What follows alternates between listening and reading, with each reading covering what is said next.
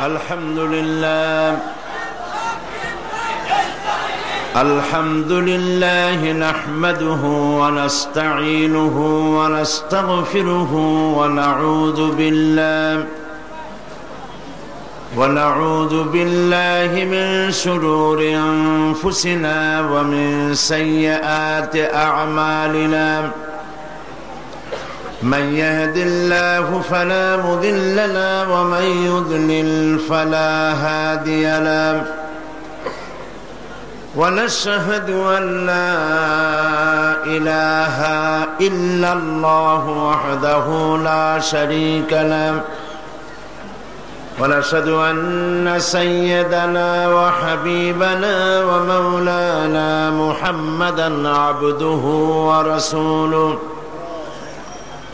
الذي أرسله بالحق بشيرا ونذيرا وداعيا إلى الله بإذنه وسراجا منيرا فقد قال الله تعالى في كلامه المجيد وفرقانه الحميد أعوذ بالله من الشيطان الرجيم بسم الله الرحمن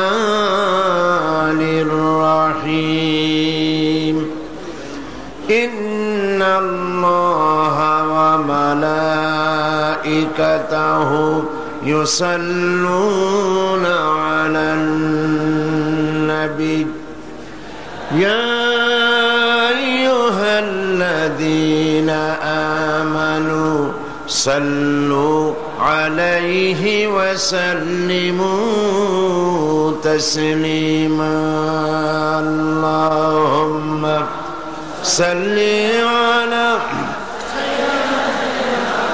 مولانا محمد وعلى آل سيدنا مولانا محمد اللهم سيدنا مولانا محمد وعلى آل سيدنا مولانا محمد بلغ العلا بكماله كشف الدجى بجماله حسنت جميع خصاله صلوا عليه मुझे कुछ मिले या न मिले मुहम्मद मिले यानी वो शई जिससे अल्लाह मिले बलगल उला बिकमालिही कशफत दुजा बिजमालिही हसनत जमीअ खसालिही सल्लु अलैहि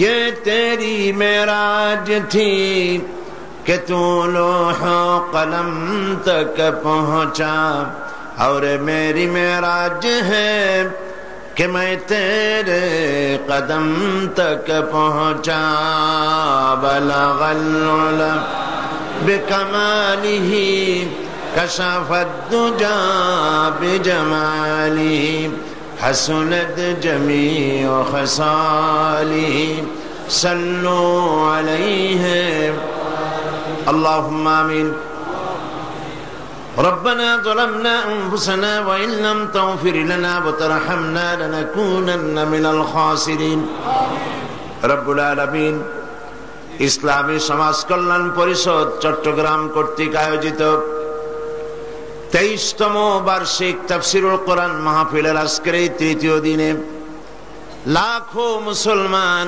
নরনারী একত্রিত হয়ে কয়েকবার দুরূদ ও সালাম পড়েছি। মেহেরবানি করে দুরূদ ও সালাম টুকুন সোনার মদিনায় নবী পাকের রওজা মুবারকে পৌঁছে দাও।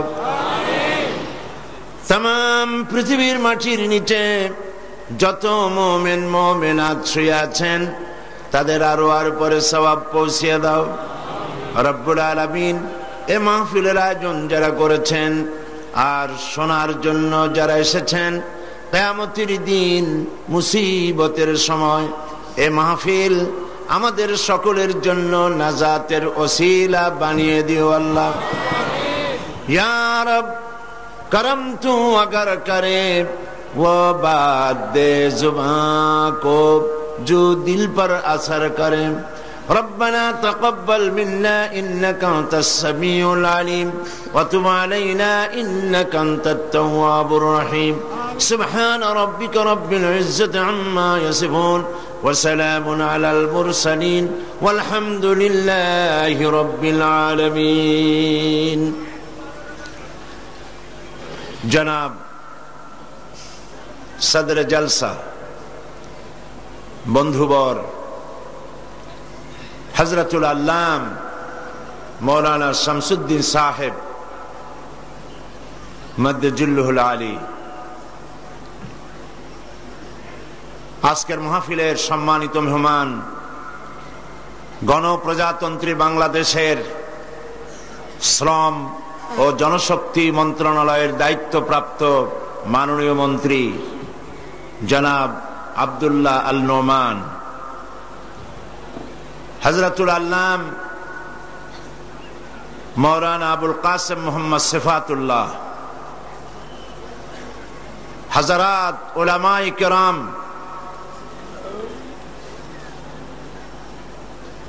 সুপ্রিয় সাংবাদিক বন্ধুগণ, উপস্থিত বীর চট্টলার সম্মানিত ব্যক্তিবর্গ এবং দেশের প্রত্যন্ত এলাকা থেকে আগত সম্মানিত ভাইয়েরা, পর্দার আড়ালের মা ও বোনেরা, আসসালামু আলাইকুম ওয়া রাহমাতুল্লাহি ওয়া বারাকাতুহু। আমরা আল্লাহ সুবহানাহু ওয়া তাআলার দরবারে লাখো কোটি শুকর আদায় করি যে মহান আল্লাহ তাবারক ওয়া তাআলা আজকের দুর্যোগপূর্ণ আবহাওয়ার মধ্যে কোরআনে কারীম শোনার জন্য পরিবেশকে সুন্দর করে দিয়েছেন। চতুর্দিক থেকে কোরআন প্রেমিকদেরকে এ মাহফিলে হাজির করেছেন। তার দরবারে নতশিরে শুকরিয়া আদায় করি, পড়ি আলহামদুলিল্লাহ। সবাই বলি আলহামদুলিল্লাহ। চট্টগ্রামে সমাজ কল্যাণ পরিষদ কর্তৃক আয়োজিত এই বিশাল তাফসীরুল কোরআন মাহফিল, বিদেশ থেকে আগত মেহমানরা বলেছেন, মিশর থেকে জামিয়া আজহার আর শরীফ থেকে জামিয়া উম্মুল কোরা মক্কা আল মুকাররমা, কুয়েত, কাতার, বিভিন্ন জায়গা থেকে বড় বড় সম্মানিত শিক্ষক বৃন্দ এ মাহফিলে এসেছেন, বিগত বছরে বক্তব্য রেখেছেন এবং তারা এই স্বীকৃতি দিয়েছেন পৃথিবীতে তাফসীরুল কোরআনের এত বড় মাহফিল দুনিয়ায় কোথাও হয় না। আমরা আল্লাহ পাকের শুকর আদায় করি। চট্টগ্রাম ধন্য। স্বাধীনতার ঘোষণা এই চট্টগ্রাম থেকেই হয়েছিল এবং আমি আশা করি বাংলাদেশকে ইসলামী প্রজাতন্ত্র ঘোষণা এই চট্টগ্রাম থেকেই হবে ইনশাআল্লাহ।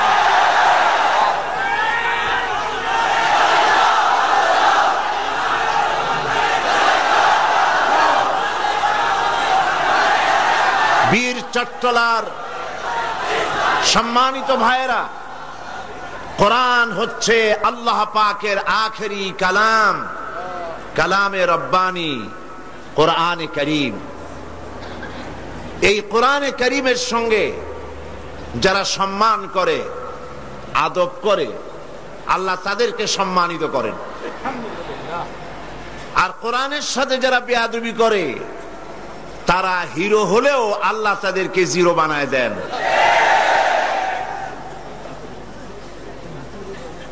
আমাদের সম্মানিত মাননীয় মন্ত্রী মহোদয়, তার বক্তব্যের মধ্যে শুরুতেই বলেছেন, ওনার চোখে দেখা, চট্টগ্রামবাসীদের চোখে দেখা ঘটনা, কোরআনের সঙ্গে যে বেয়াদবিটা তারা করলো, এই বেয়াদবির শাস্তি আল্লাহ তাদেরকে দিয়েছেন। ওনারা বলছেন ওনাদেরকে সেনাবাহিনীর লোকেরা হারাইছে, ওনাদেরকে বিডিআর হারাইছে, পুলিশ হারাইছে, প্রশাসন হারাইছে, তত্ত্বাবধায়ক সরকার হারাইছে, নির্বাচন কমিশন হারাইছে। তারপরে বলেছে এই সব হারাবার ষড়যন্ত্রের মধ্যে প্রেসিডেন্ট সাহেব বাতাস দিয়েছেন। আসলে এর কোনোটাই ঠিক না, এর একটাও ঠিক না। আমি ওনাদেরকে অনুরোধ করব, নিজেদের চেহারা আয়নায় দেখুন, অন্যকে দোষ দিয়ে লাভ নাই। আপনাদেরকে কেউ হারায় নাই, আপনাদেরকে আল্লাহ নিজেই হারায় দিয়েছেন। আপনারা গজবের মুস্তাহিক হয়েছেন, আপনাদের উপরে আল্লাহর গজব আসা ওয়াজিব হয়ে গিয়েছিল, সেই শাস্তি আপনারা পেয়েছেন। কোরআনের সাথে সম্পর্ক গড়ুন, আল্লাহ ইজ্জত বাড়াবেন। সুবহানাল্লাহ বিহামদিহি, আল্লাহ সম্মান বাড়াবেন। কোরআনের সাথে যারা নাফরমানি করে আল্লাহ তাদেরকে বেইজ্জত করে দেন। কারণ এই কোরআন কোনো ব্যক্তির নয়, কোরআন কোনো দলের নয়। এমনকি আমরা মুসলমানের কোথাও দাবি করতে পারি না যে কোরআন শুধুমাত্র আমাদের। হাদা বায়ানুল লিন্নাস হুদাল লিন্নাস, পৃথিবীর মানব গোষ্ঠীর জন্য আল্লাহ পাক কোরআন অবতীর্ণ করেছেন। এবং এই কোরআন এসেছিল বিশ্ববাসীকে একটি সুন্দর সমাজ উপহার দেওয়ার জন্য। আপনারা দেখেন স্কুল, কলেজ, ইউনিভার্সিটি সমূহে অনেক বইপত্র পড়ানো হয়, সিলেবাসের অনেক বই পড়ানো হয়। সিলেবাসের এত বই পড়ে কি তৈরি হচ্ছে? বিশ্বের বিশ্ববিদ্যালয়গুলির দিকে তাকিয়ে দেখেন কি তৈরি হচ্ছে। কিছু সংখ্যক বাদে সব খারাপ হয় আমি তা বলবো না, কিছু সংখ্যক বাদে একটি বড় অংশই তো সন্ত্রাসী, গুন্ডা, চাঁদাবাজ, মাস্তান, ধর্ষণের সেঞ্চুরিকারী, এগুলি তো পয়দা হয়। নবী করিম সাল্লাল্লাহু আলাইহি ওয়াসাল্লাম তিনি সাহাবায়ে কেরামদের তাদেরকে সিলেবাসে মাত্র 2টা বই দিয়েছিলেন, 2খানা কিতাব। সাহাবায়ে কেরামদের সিলেবাসে কয়খান কিতাব ছিল? মাত্র 2খানা কিতাব। এর একখানার নাম হচ্ছে কোরআন, আর একখানার নাম হচ্ছে হাদিস। সিলেবাসের মাত্র 2খানা কিতাব পড়ে আবু বকর, ওমর, ওসমান, আলী, আব্দুল্লাহ বিন রাওয়াহা, আবু উবাইদা ইবনুল জাররাহ, আম্মার, খাব্বাব, খুবাইব, জুবাইর, ইবনে মাসউদ, ইবনে আব্বাস রিদওয়ানুল্লাহ তাআলা আলাইহিম আজমাইন, এরা তৈরি হয়ে গেলেন সিলেবাসের মাত্র 2খানা কিতাব পড়ে। তার একখানা হলো কোরআন শরীফ, আর একখানা হাদিস শরীফ। এই কোরআন মানুষকে কোথা থেকে কোথায় নিয়ে যায় লক্ষ্য করুন। যে ওমর রাদিয়াল্লাহু তাআলা আনহু আসলেন নবীজিকে হত্যা করার জন্য, সেই ওমর যখন কোরআনের স্বাদ পেলেন, কোরআনের কাছে এলেন, সেই ওমরকে আল্লাহ কোথা থেকে কোথায় নিয়ে গেলেন। নবীজি বললেন, লা নবিয়্যা বা'দি ওয়ালা রাসূলা, আমার পরে নবীও হবে না, রসুলও হবে না, তবে আমার পরে যদি কেউ রসুল হতো, আমার পরে যদি কাউকে আল্লাহ পাক নবী বানাতেন, লাকানা ওমর, ওমরকে আল্লাহ পাক নবী বানায় দিতেন, তিনি নবী হয়ে যেতেন। এই জিরো থেকে হিরো পর্যন্ত এনে দিয়েছে কে? কোরআন। কোরআন কোরআন শুধু পড়ার জন্য আসে নাই, শুধু মাথায় রাখার জন্য, চুমো খাওয়ার জন্য আসে নাই।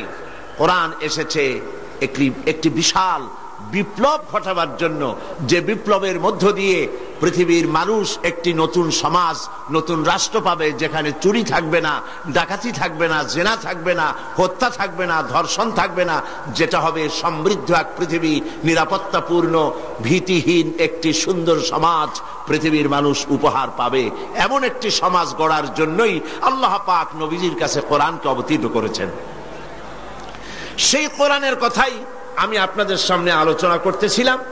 আসুন যেখান থেকে শেষ করেছিলাম সেখান থেকে শুরু করি। আমরা আলোচনা করতেছিলাম সূরা আল বাকারার 208 নম্বর আয়াত। এই আয়াতে কারিমা থেকে আজকেও আবার বাকি কথাগুলি আলোচনা করা যাক।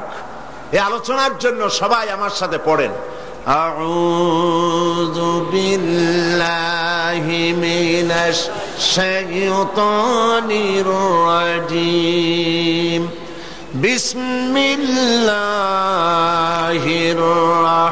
রাহমানির রাহিম। বিতাড়িত মরদুদ শয়তানের ওয়াসওয়াসা থেকে পানাহ চাই পরম করুণাময় আল্লাহ রাব্বুল আলামিনের নামে শুরু করছি। ইয়া আইয়ুহাল্লাযীনা আমানু দুখুলু ফিস-সিলমি কাফা ওয়া লা তাত্তাবিউ খুতুওয়াতিশ শাইতান ইন্নাহু লাকুম আদুউম মুবিন।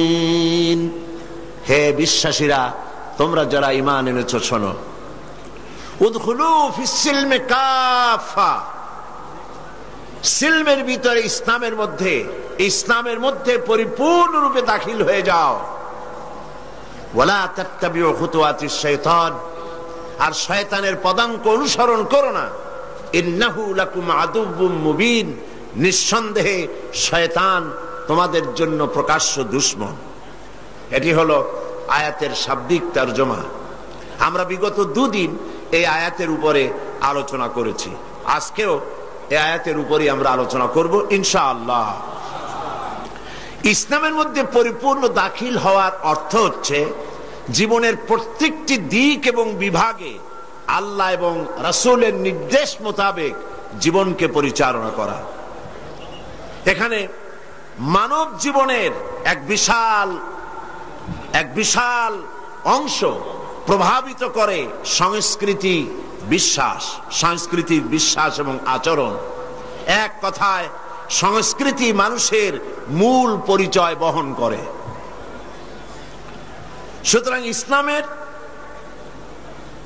পরিপূর্ণ ভাবে প্রবেশের অর্থই হচ্ছে শুধু নামাজ রোজা আদায় করায় অভ্যস্ত হওয়াই নয়, বরং এর অর্থ হচ্ছে জীবনের সকল ক্ষেত্রে আল্লাহ পাকের নির্দেশ মোতাবেক, আল্লাহ পাকের নির্দেশ ফলো করে নিজেদের জীবনকে পরিচালনা করা।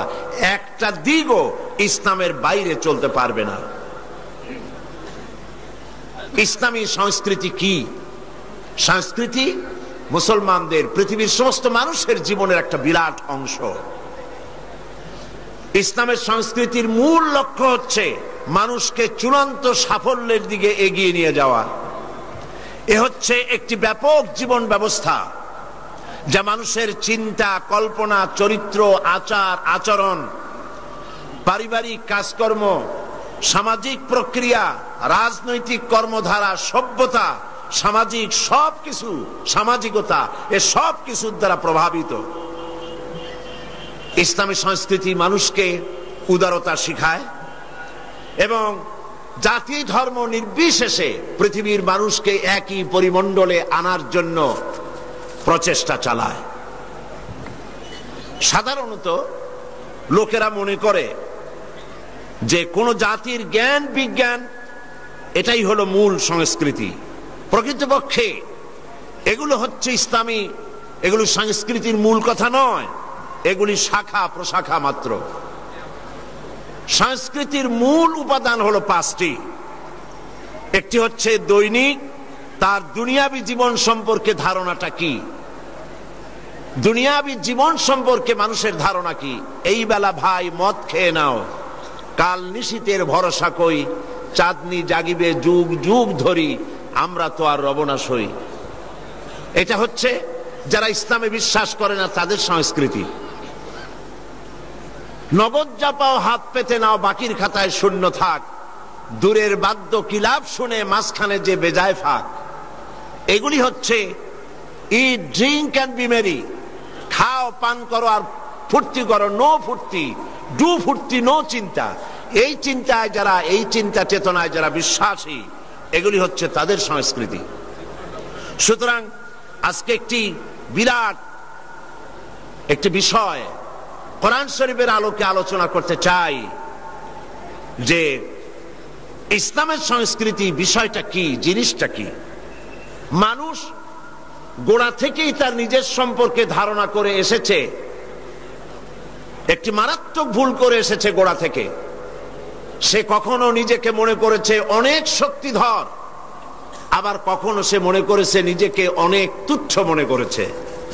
যেমন সে ইনফিরিয়রিটি কমপ্লেক্সে ভুগেছে, কখনো সুপিরিয়রিটি কমপ্লেক্সে ভুগেছে। কখনো এই মানুষ বলেছে মান আসাদ্দু মিন্না কুওয়া, আমার চাইতে শক্তিশালী আর কে হতে পারে। আবার কখনো বলেছে আনা রব্বুকুমুল আলা, আমি তোমাদের বড় রব, আমি তোমাদের স্রষ্টা। এখন আল্লাহ পাক তার মূল পজিশনটাকে জানাচ্ছে যে তোমার মূল পজিশনটা কি।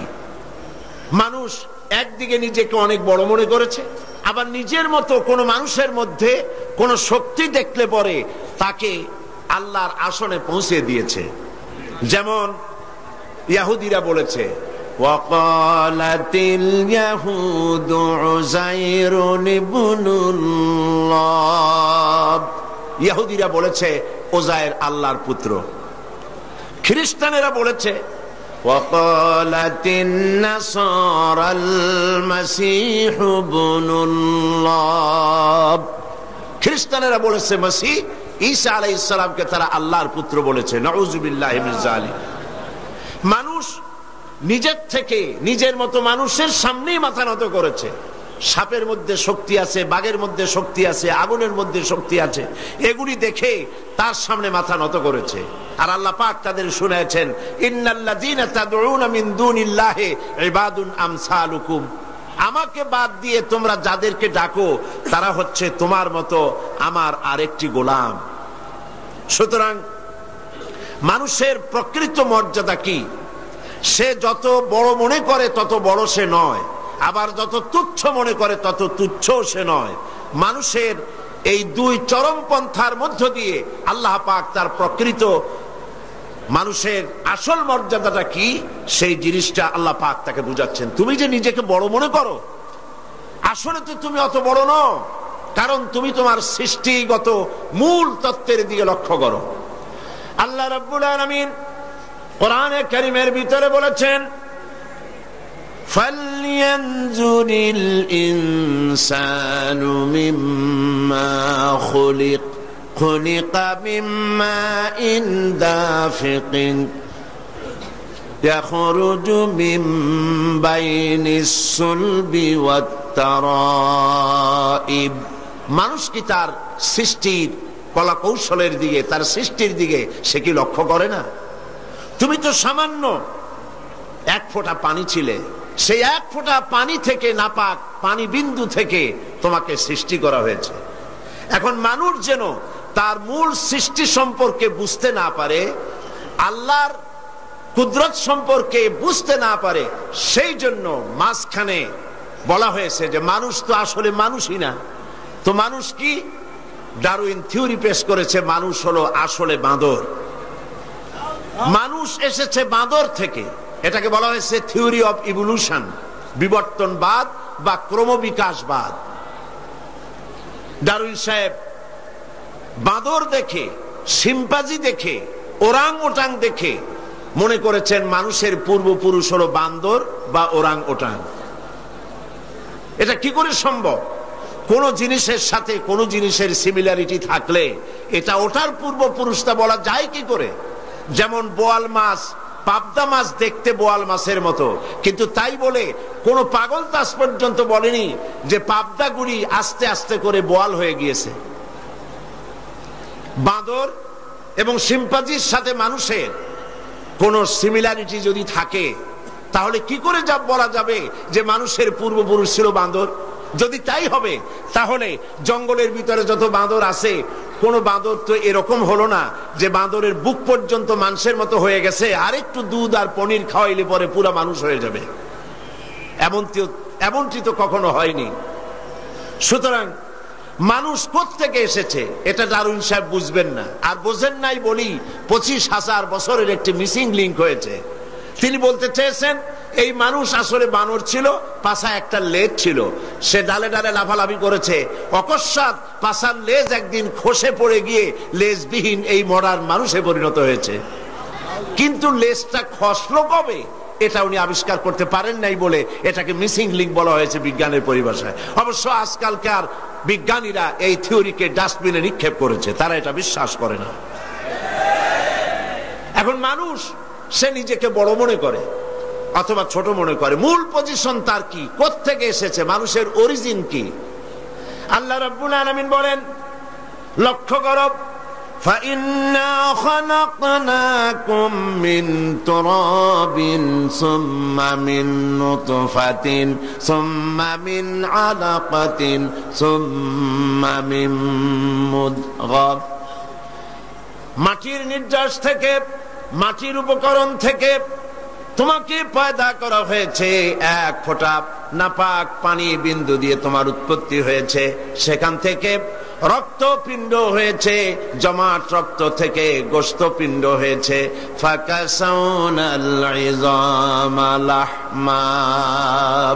এরপরে এই গোশতপিণ্ড হাড্ডির উপরে ছড়িয়ে দিয়ে তার উপরে চামড়া দিয়ে সুন্দর এক মানুষের আকৃতি আল্লাহ পাক বলছেন আমি দিয়েছি।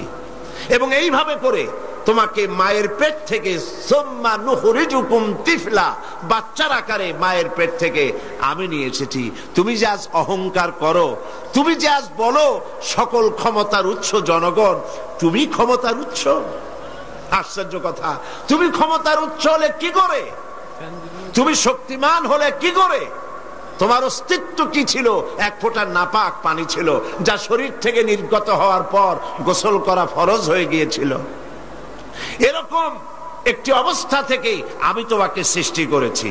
তুমি লক্ষ্য করো তোমার সৃষ্টির দিকে।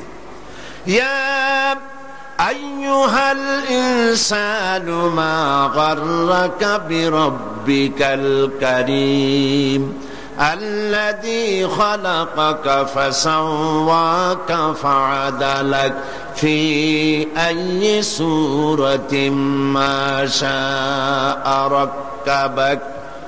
হে মানব সকল, কোন জিনিস তোমাকে তোমার রবের ইবাদত থেকে তোমাকে ফিরিয়ে দিল?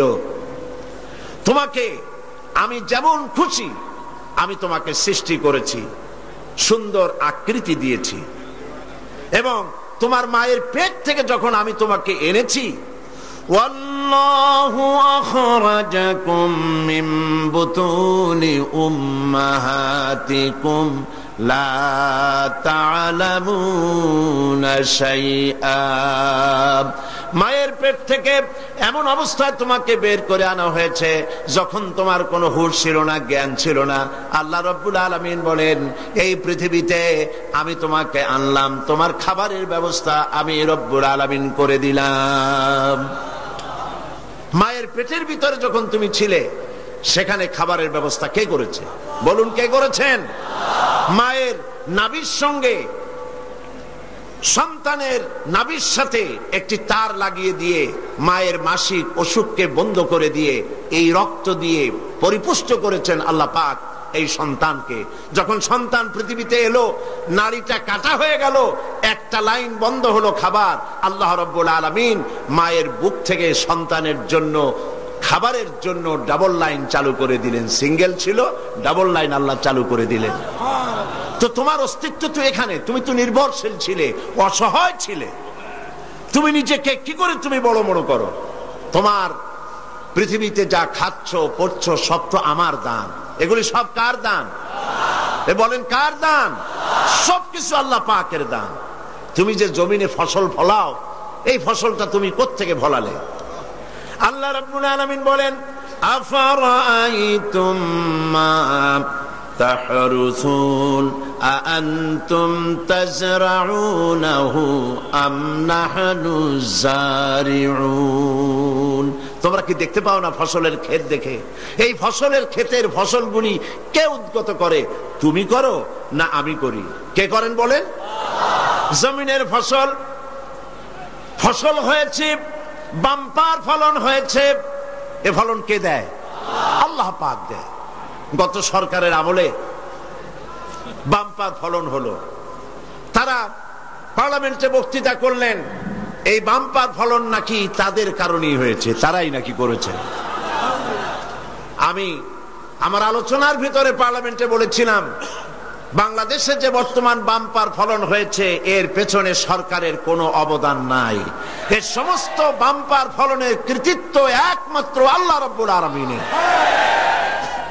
আল্লাহ পাক বলেন, আমি ফসল ফলাই, বরকত আমি দেই, আমি যদি ইচ্ছে করি।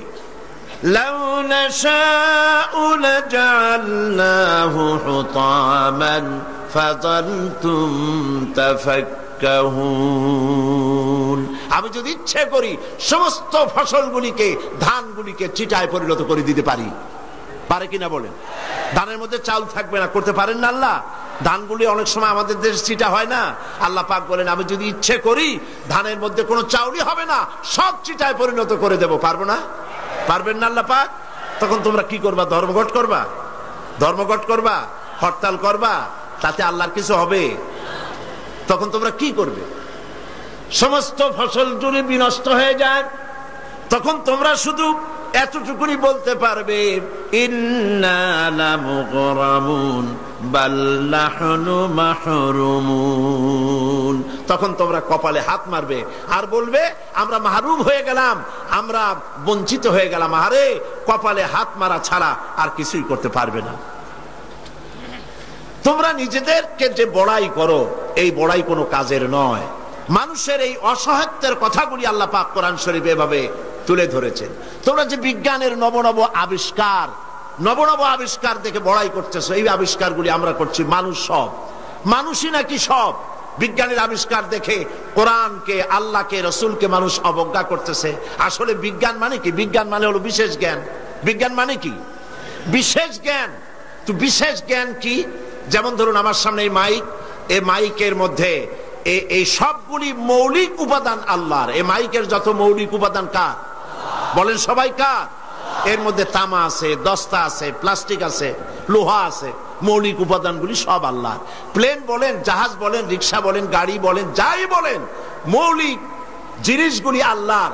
বিজ্ঞান